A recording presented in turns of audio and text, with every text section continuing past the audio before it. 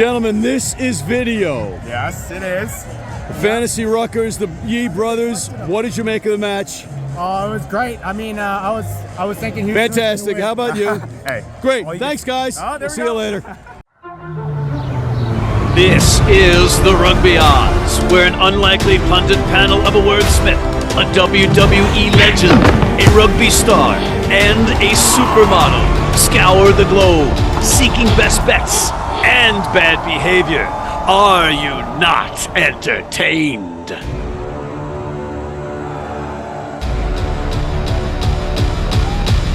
Guys, John is out terrorizing and trying to capture little people, so he's not with us today. But we got a full show. We can get by, and George will be joining us after this segment before you guys come back in for segment 3. But Mike, welcome back from India. You survived Delhi Belly. I did survive. I did. Weight has not toppled off me, which was the plan. But we'll have to start back and look at an exercise bike or a running machine, see if we can get some of the poundage off. I mean, the Delhi Belly could have helped with that a little bit as well, too, you know? Take care of the water weight. I'm sure the juice is worth the squeeze, having just dabbled with it a little bit. And then seeing the outcome for some of the boys that were hospitalised on drips, it was like, no. I think I'll keep the weight until I get home. At Gift, right now, you're juggling things like an Olympian. You have twins that you're watching right now, so that's why you're standing, you're looking, you're watching. How old are they, Gift? They are 1 year and 1 month. Amazing. There is no barriers that are stopping them. These kids are in full force right now. Excellent. And there's no barriers stopping us either, Mike. And Mike, to that end, I have to address what you said on camera last week, that Thomas Ramos was not good enough to overcome Bordeaux's firepower as the Toulouse number 15/commandant. How do you want your crow that you're going to eat prepared? Well, You want it buffalo sauce or you want lemon pepper? Definitely ranch. Definitely ranch. I didn't. We were watching calories here. Man, well, a low calorie ranch then, if we could do. But like that, the Bordeaux back three were pretty decent. But Ramos, not only did he do a job at fullback, he then decided to come to 10, and that probably ended up being the deciding factor of why they got it over the line, because he was not in the mix with the likes of Penno and BL Barry. He was causing mischief and havoc at 9 and 10. So yeah, mate, he's a quality player, and he delivered yet again. On the biggest stage yet again, right? Just crazy. Yeah, he's crazy good. Gift, you had your list that a lot of people are talking about, which is a damn good list about the worst teams out there right now.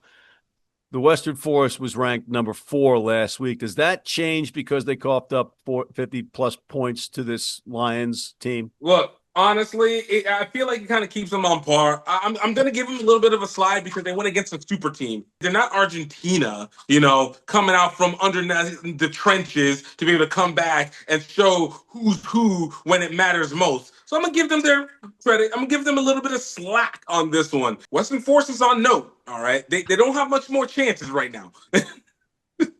All right. I mean, this is a great list. It's a dubious list if you're on it, but it's a great list for us to look at and keep track of. Speaking of dubious, I was a 1 and 3 this week. I was horrible in my picks. I got to do better. And thankfully, Mike Friday, the 3-time Olympic sevens coach, was 3 and 1 to cancel out my negative score. So we were at 500. It still sucks, and we have to do better. Let's go to our What Caught Your Eye segment. Mike, what caught your eye this weekend in rugby? It's more the pain for somebody, if I'm honest with you. Thomas Williams, the 9 for the British and Irish Lions. Fantastic performance. 2 tries in the mix. Probably looking to start the test. A Welshman starting a test match for the British and Irish Lions. Rare in these modern times. But to get that hamstring injury, which has ruled him out, is brutal. I mean, can't imagine how he's feeling. Ben White coming in, he's a decent 9 for Scotland, and he could be a surprise test starter now. 9 and 10, Finn Russell, Scottish connection. But yeah, gutted for Thomas Williams. That's the brutality of the sport. And what about Jamison Gibson Park? He's decent, but he's only good in the system. And I questioned whether I'm not sure he's the right man to complement Finn Russell. Gift, how about you? Yeah, look, I checked out that MLR final, great gameplay, but goodness, when you talk about a lot of missed opportunities by Houston, Like, I didn't realize this was going to be a game that they had to be perfect on. A lot of people are going to talk about the little scrum, not being able to get a reset on the scrum for the try and losing that. I'm going to talk about the fact that Houston got like 4 turnovers almost sequentially against the Free Jacks and did nothing with that. That is more egregious to me than any referee play could be, any trial play. If you're able to get interceptions, not just like turnover by scrum, not just turnover by ruck, interceptions and do nothing, you don't deserve it. But that being said, I give a lot of credit, 1, to Houston for getting there. And then 2, hey, shout out to New England Free Jacks. 3 in a row. Hey, whenever you do it all, you do it, it's earned. And to your point, Gift, Houston held up New England in the try zone twice, including critically as time ran out in the first half to dodge a bullet. Some great plays. A.J. Alatimu with a great play on Brock Webster. So, yeah, that was just spectacular. And what caught my eye this weekend, as well as that as what you're talking about, Gift, was the overall event for the MLR. They got it right. It was at a jewel of a stadium. It had 5,700 fans in like a 9,000-seat stadium, but this was only 3 months of knowing where the match was going to be. So there's that, and it's a destination thing. So they got that right. We had events prior with fan fests that worked out really well on Friday, and then Saturday before the game and Saturday after the game. Everybody was in it. The teams came to the bar. It was just great. And also, the top 14 final, 100 minutes of rugby, unbelievably tense, physical rugby, and it was one of those cliched matches where we wish everybody could have won. You know who won this weekend? Rugby won this weekend, guys. Oh. All right, let's move it along to the player of the week. The nominees are Brock Webster, number 15 of Team Canada. New England Free Jacks. Fearless in receiving kicks and electric with the ball carrying and stressing defenders. Max Schumacher with the mustache, the number 15 of Houston, number 2 overall in the 2023 draft. The Cal product and forgotten man by Team USA right now. Mustachioed Max had 2 tries, thrilled with the ball, and had great kick choices, and led all people with 100 yards rushing. That's about 90-something meters. He was everything Brock Webster was for the Free Jacks, but his Cats came up short. And then, the man we talked about already, Toulouse's number 15, Thomas Ramos, 100 minutes, ice in his veins when kicking, counterpunched the excellent Bordeaux number 9 Maxime Luku's sublime play, commanded the match from fullback, and then fly half when Entimac went out. Luku gets honorable mention here. Mike, who's your player of the week? Well, it's obviously a weekend for the 15s, eh? But there's only one man that was the 15 that did a job and then stepped up to 10 and replicated it. So as much as Brock Webster, that boy comes from the Canada Sevens. He was a handful from the Sevens for him as well. But you've got to go to the Ramos, top man, the man. Gift. I tell you every single week I can how much I loathe the French rugby, and I will continue to do that. But in this situation, I got to give credit where credit is due. When the stages mattered most, whenever the doubt was heavy on them, Thomas Ramos came through with it. He stepped up to the plate, man. I'm going to go with the American. I'm going with Max Schumacher, the number 15 of Houston, who just exploded in this game. He was all over the place. He was great in the biggest game of his life. And he was basically not even on the radar for Team USA. He's not in their camp. But I would be very surprised if he's not called into camp. What a game he had. But the player of the week, as per our consensus, there we go, is none other than Thomas Ramos of Toulouse, and well-deserved. And before we bring in George, we have one more recurring segment, Gift's favorite segment, Grown-Ass Man. The nominees are Houston's number 8, Marno Redingheis. Anyone aptly named the War Machine gets the nod, but this was a brutish performance, 64 yards on 12 carries in a hard-fought loss to New England in the championship. He had black eyes, lumps all over his face, and he couldn't have been nicer in the postgame. New England, captain number 8, a.k.a. the bus, Vian Conradi, led all tacklers with 16 and added 14 bruising carries. Toulouse's number 7, Jack Willis, 2 tries, some great carries, huge hits, big tackles, and 100 minutes of menacing physical rugby. Mike, who's your grown-ass man of the week? Well, it's a man who should have been on the plane to Australia with the Lions. It's Toulouse number 7, Jack Willis. He was man of the match. He was outstanding. 2 tries, like you said, great carries, hitting, tackles, jackals, 100 minutes, menacing he was. He was everywhere. And he is certainly making a success in France, which is difficult to do as an English bloke. Jack Willis now, because he hasn't played for England for the last 2 years, is only a year or so away from being eligible for France. Oh, that's how nuts this could be. Wow. Is anybody over in England? I think they say, hey, well, maybe we're going to relook at. I think England have got to look at changing the rules. Yeah, 100%. Like, don't forget, this is a rule they've made for themselves. This kid is on fire, and he's not playing for his country, and he doesn't get called out for the Lions, but he should be there anyway. All right, hey, Gift, who's your grown-ass man of the week? I want to give it towards Houston, but we got to give it where the real credit is. Again, double it up. Toulouse all the way. You can give it to Ian Conradi. Yeah, but no. Now you're at a crossroads. I do. No, I can't. I got to give it in good faith. Like, once again, they did a good job. They did win. They did get what they're supposed to. They triple-peated. You can't beat that. But Toulouse really showed out. Jack Willis doing it all. Dude, I love you, Alex. I love you, Alex. I love what you guys have done. New England Free Dacks are showing the model of how to do it. Which Alex? You talking about Magleby? Magleby, yeah. Who else? Corbicero was there. It's the only one that I care about.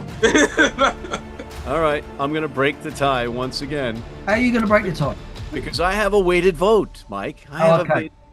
But I'm going to take New England captain at number 8, Ian Conradi, the bus. He was just an animal once again. But Jack Willis is this week's grown-ass man.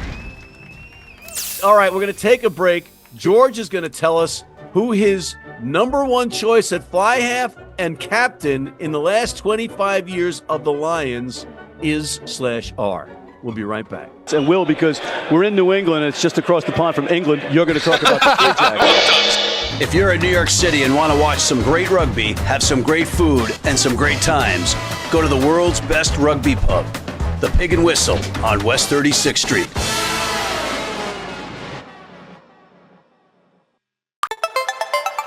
And now for your Major League Rugby Play of the Week, brought to you by the Rugby Network.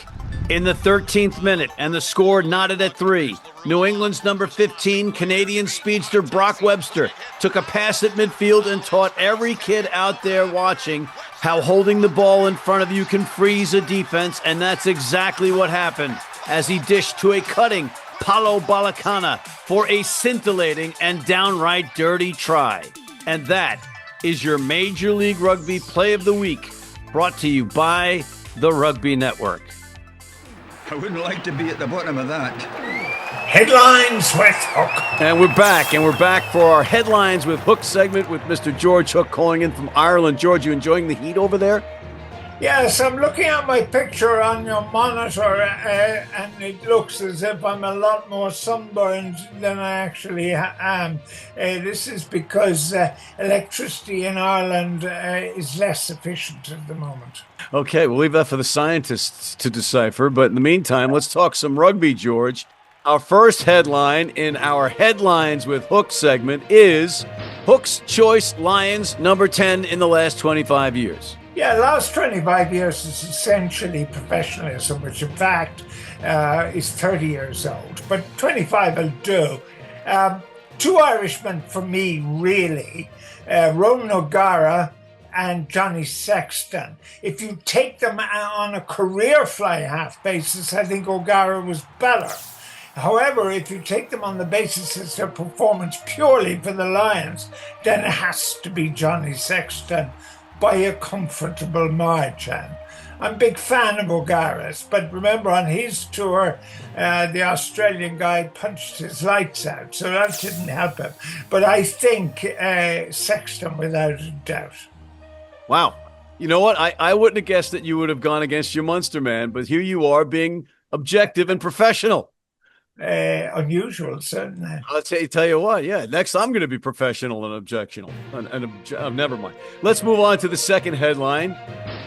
Hook's choice, Lions captain in the last 25 years. It's not as difficult, funny enough, as it sounds. Paul O'Connell was there, who you've got to count, you know.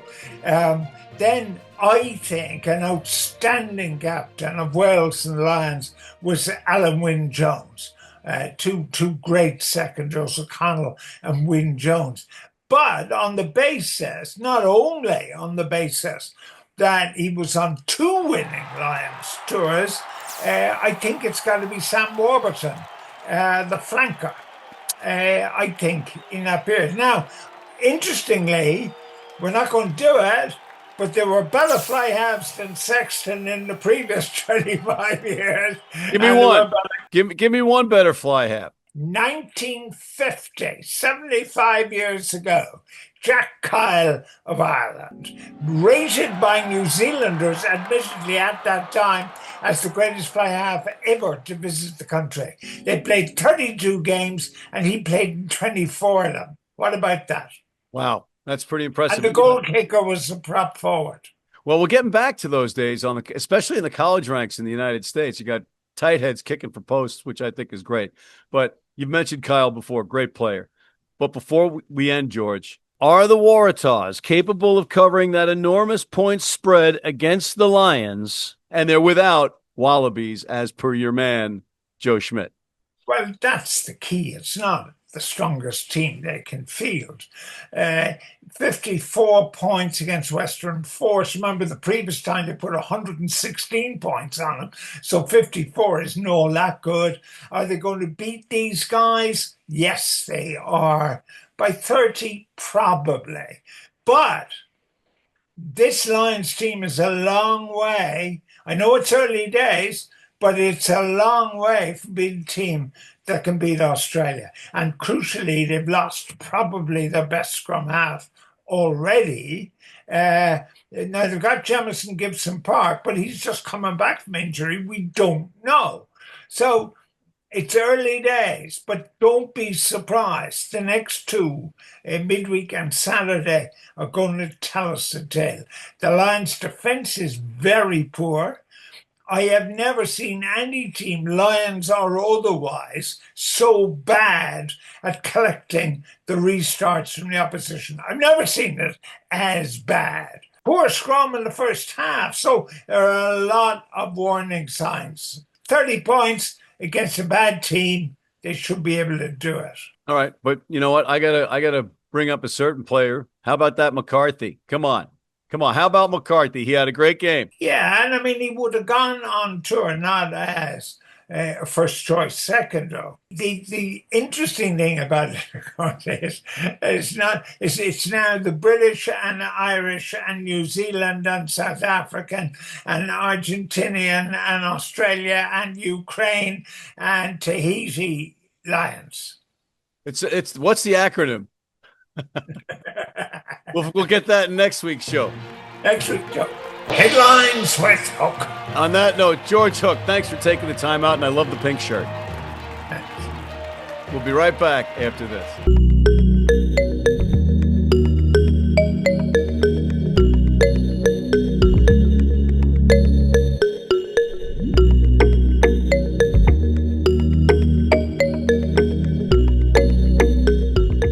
You need your cleats? You need them tomorrow? If you order today by 3 p.m. New York time or noon LA time, they can have them to you tomorrow.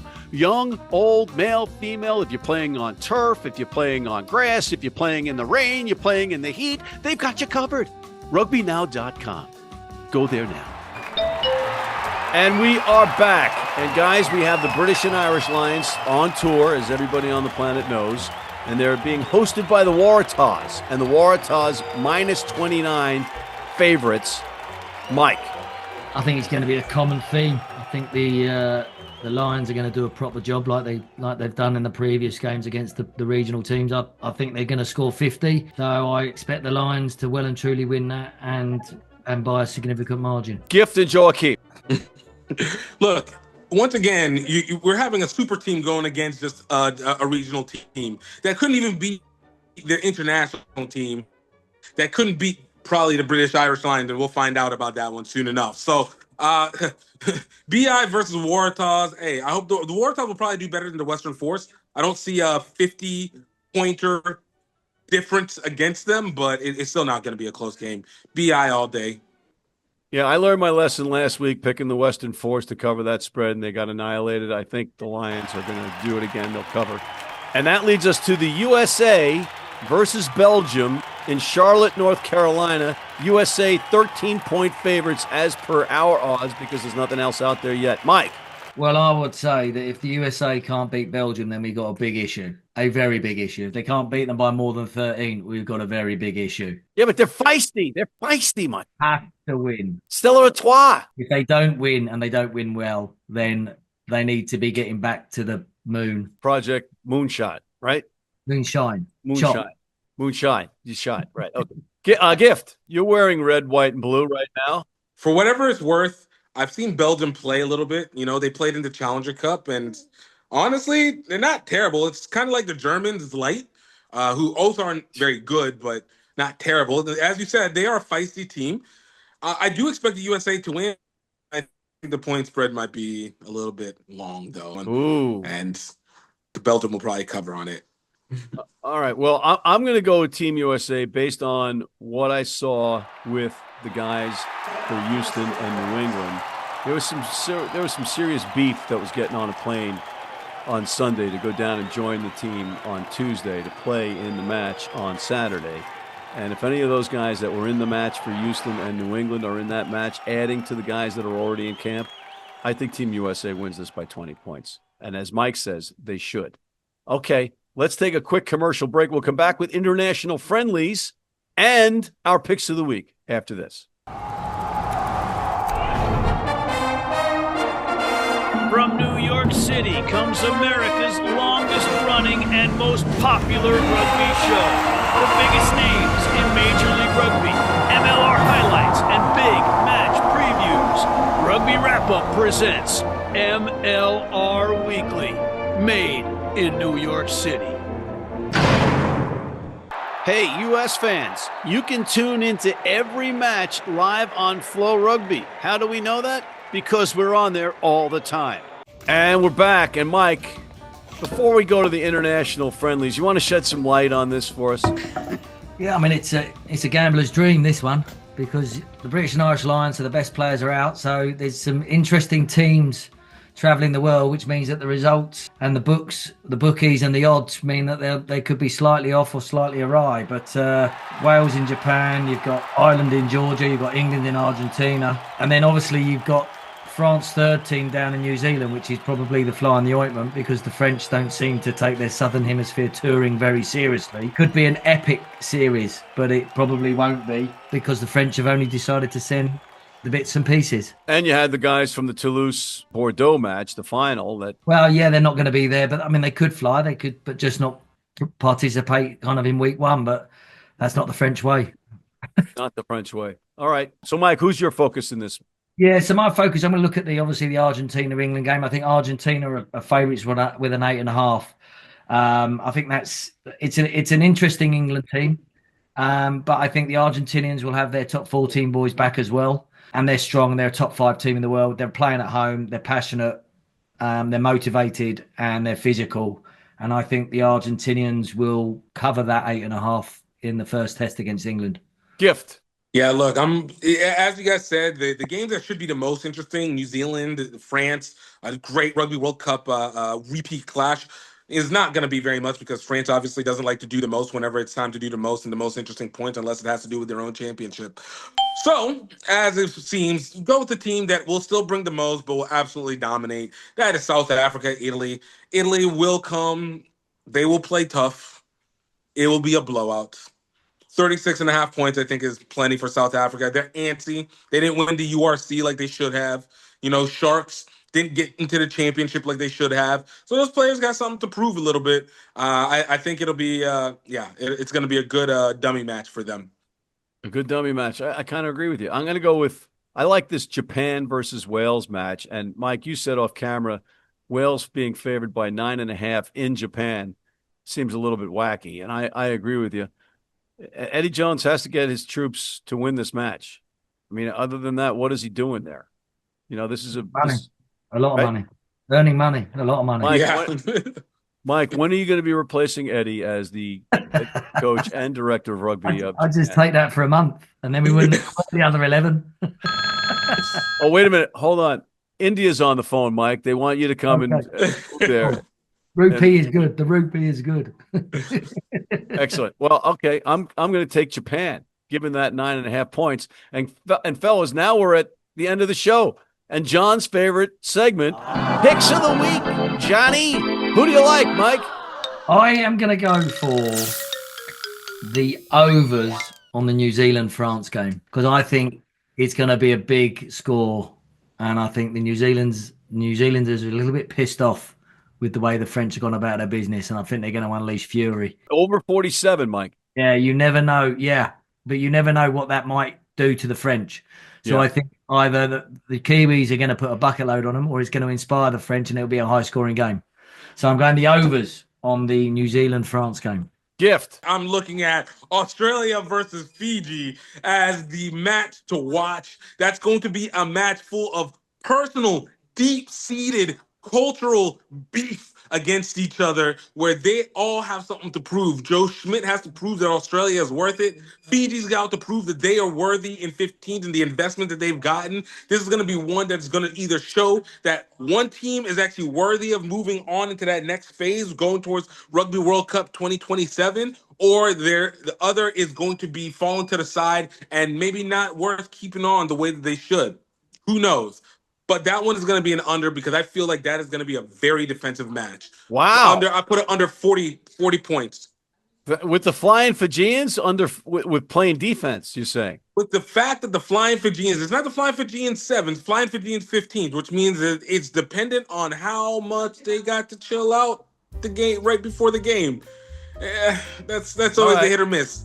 They're on the road. So, And there's a lot of pressure on Joe Schmidt after his douchey-ish move of telling certain Wallabies they can't play for their clubs. So I'm just going to say that.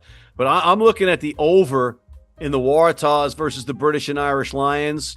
I think there's going to be a boatload of points scored by the Lions. They're just like they look like they're in the schoolyard and just having fun. I mean, you saw Finn Russell signaling to Pollock to go behind him and then do the quick tap and go. I mean, they're just having They're just an all-world team. They're going to destroy an undermanned Waratahs. And on that note, gentlemen, we're out of time.